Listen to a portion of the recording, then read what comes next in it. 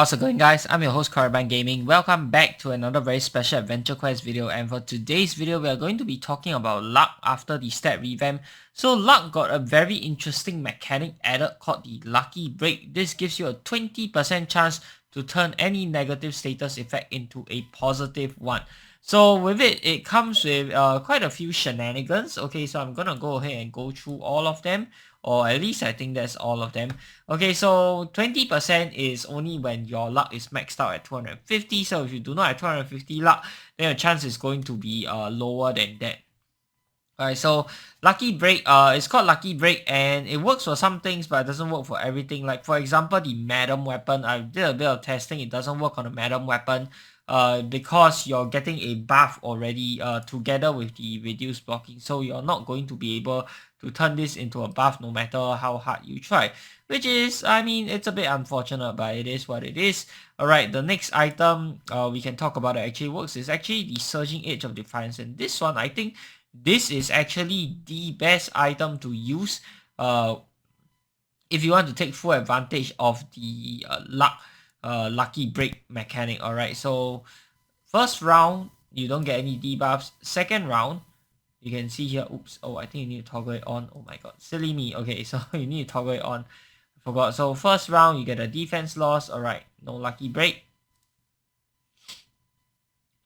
Second round you get a burn. Alright, and there we go. It turned into a lucky break. So we are converting only the first one. Okay, we're only converting the defense loss into a defense boost over here. The burn, however, is still maintained. Let's go ahead and see. Now we get Ellie Vound. Let's see if we can get something better. Alright. Alright, burn, Ellie Vound, and yep. Alright, so we only managed to get the defense loss. We only managed to turn the defense loss into a defense boost, unfortunately. And there's also an ice version of this weapon. Okay, so I'm using the energy version currently. Unstable energies dissipate. What, does it only work once or what? Is there some sort of weird cooldown? Oh, you click on it again. Alright, there we go. Right, so defense loss. And I think he's gonna die here. Oh, okay. So yeah, the thing about Lucky Break is that it's only 20% chance, which means it's not particularly high. And as powerful as the effects are, it's sort of like, you know, it's very RNG, and there's no way to go and boost this 20% chance. So even though the effects are powerful, I would not say it's OP. Some people are calling it OP. I really don't think so. And oh, we got the defense boost. Is it possible to go ahead and turn both into... Alright, so once you manage to lucky break one time... Oh, okay, we turned the affliction into a boon. What the heck did that do? Did it turn into a heal? Or some sort of regen? It's supposed to turn into a regen, right? Wait a minute. Okay, this is a little bit weird. Let's try it again. Alright, so the defense loss is supposed to last for 4 rounds, right? If you manage to turn it into a defense boost with the lucky break, you just get the 1 turn defense boost, alright? So it's not going to last for 4 turns or anything crazy like that. And the lucky break, if you notice, the first time I did the lucky break, alright, it only affected the defense boost. Okay, the defense loss into a defense boost. It didn't affect the burn. Alright, I'm not sure if it stacks, but I think it only affect one of the negative effects that you have. So I feel like this one, because of all the different multitude of debuffs that it inflicts, this is probably the best weapon to use with it. Let's go and test it out one more time. Let's see if you can get double lucky breaks within the 4 turns. Oops.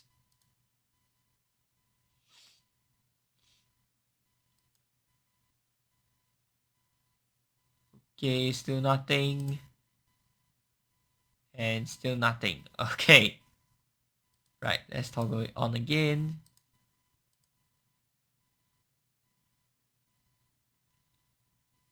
Still no lucky break. Alright, still no lucky break. Come on. Lucky break. Oh, there we go.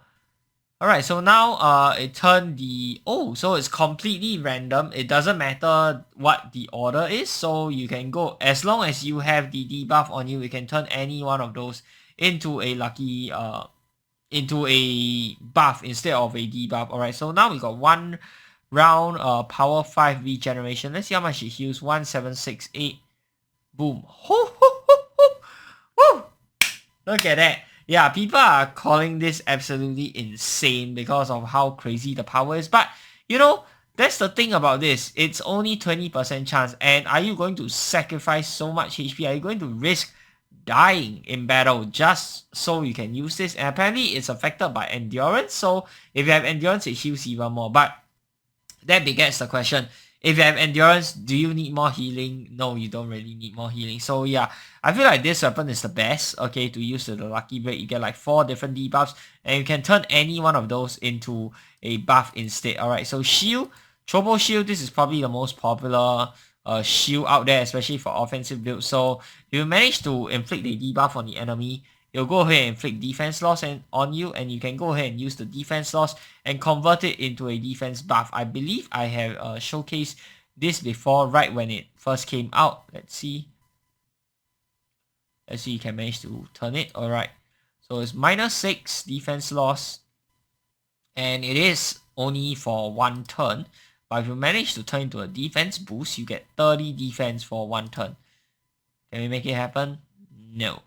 Enemy's gonna die here. But yeah, Tropo Shield is useful for all builds, all fully offensive builds. Whereas the Age of Defiance is mostly for rangers, fully offensive rangers. So not fully offensive ranger, you might not be able to make the best use out of this. Now, another thing that you can do is with Kiaro Symbiote. That is actually a pet, but unfortunately, I do not own that pet. So the pet, I believe, is seasonal or something like that. The pet has a chance to daze you and okay. In exchange for that, you get a pretty powerful damage reduction effect that is for the pet specific element. So when it dazes you, what you can do is you can turn that daze into celerity for the player, assuming you manage to catch the Lucky Break.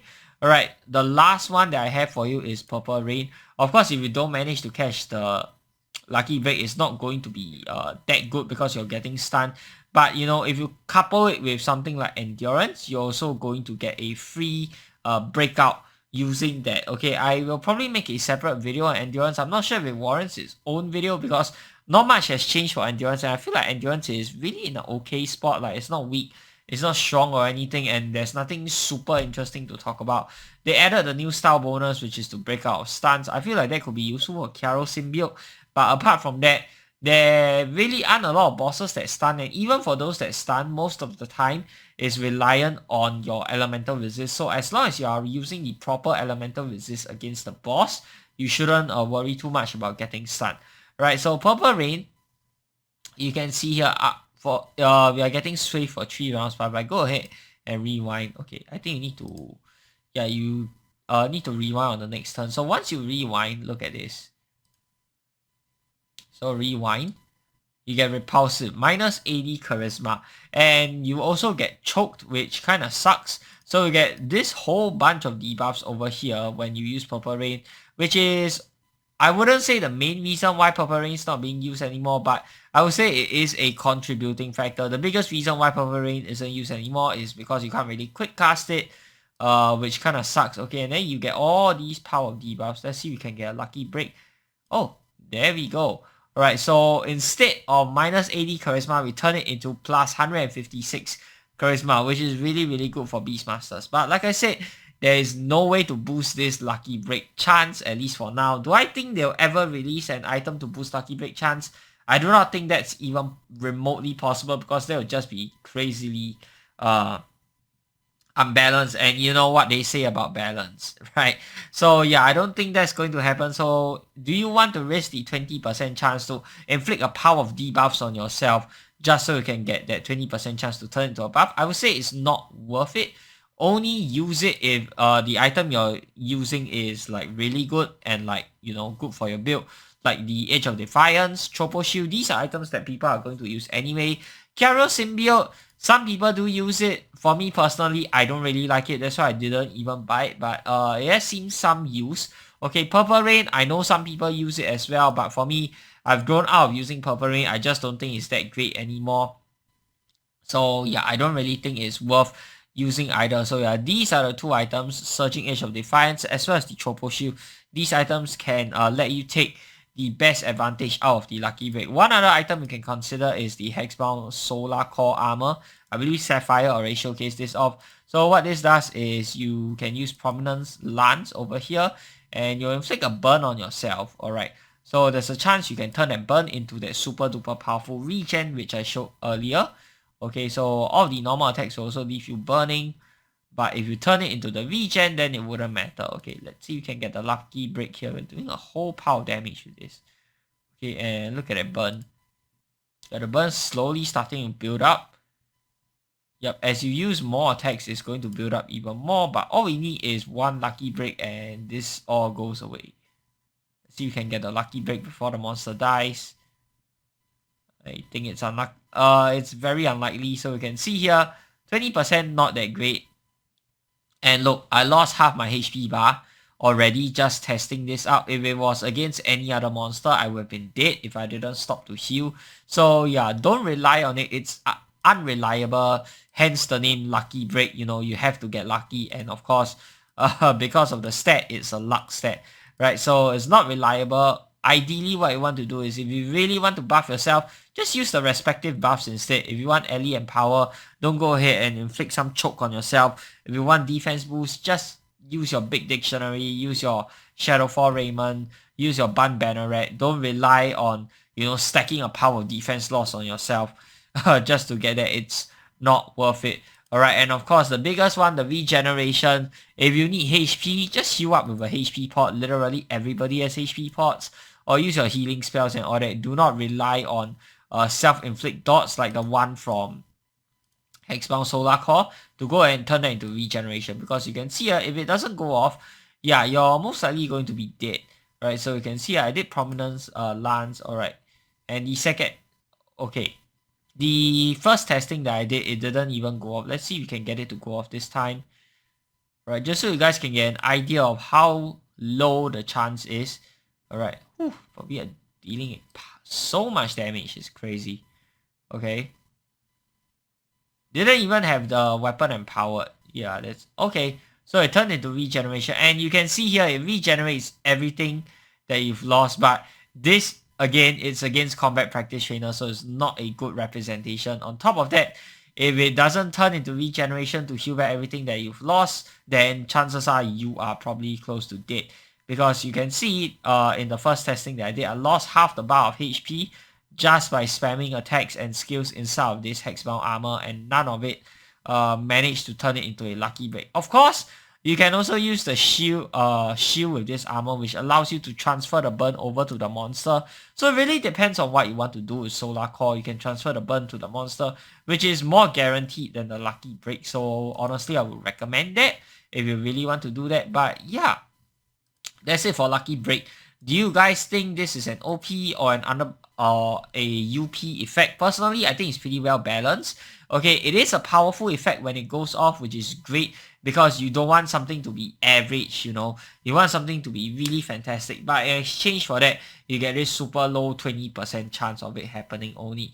And the reason why I think luck is still a good stat to invest in is if you discount Lucky Break, even if you take all of it out, okay, number one, you're still getting initiative boost. Okay, apart from backlash builds, you definitely want initiative for all other builds. Alright, number two, you're also getting Lucky Strike damage.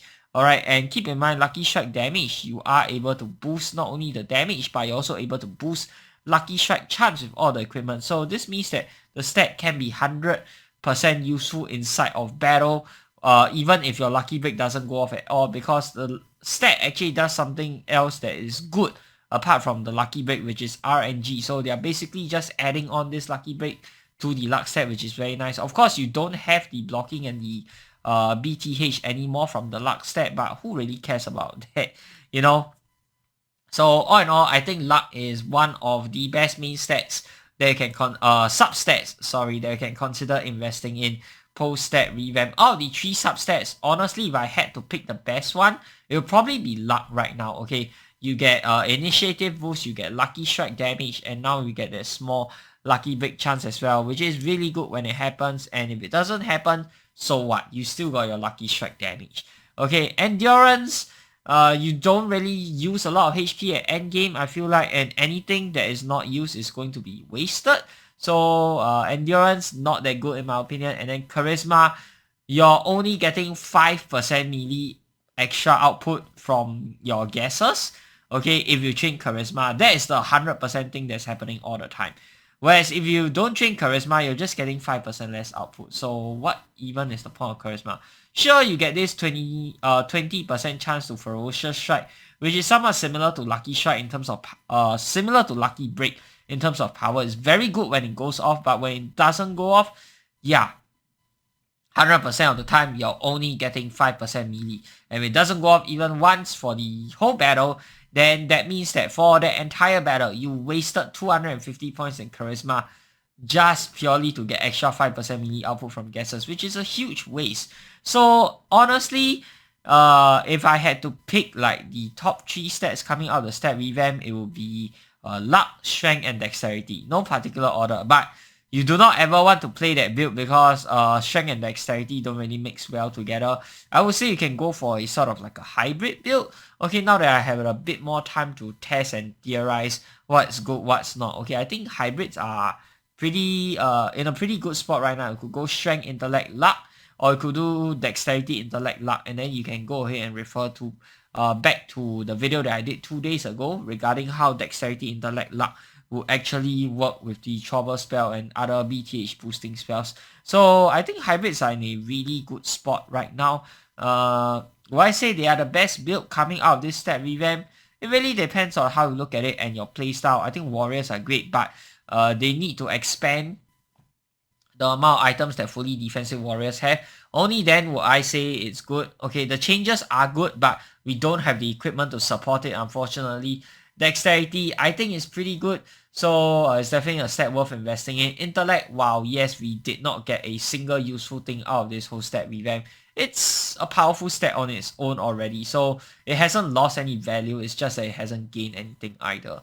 Alright, so all in all, I'm pretty happy with this. Let me know what you guys think of my opinions down in the comment section below. I also love to hear your opinions as well on the whole matter. If you guys like this video, be sure to give it a thumbs up and of course subscribe to this channel if you guys would like to see more of such future content. Till the next time, I'm your host Korriban Gaming. Peace out.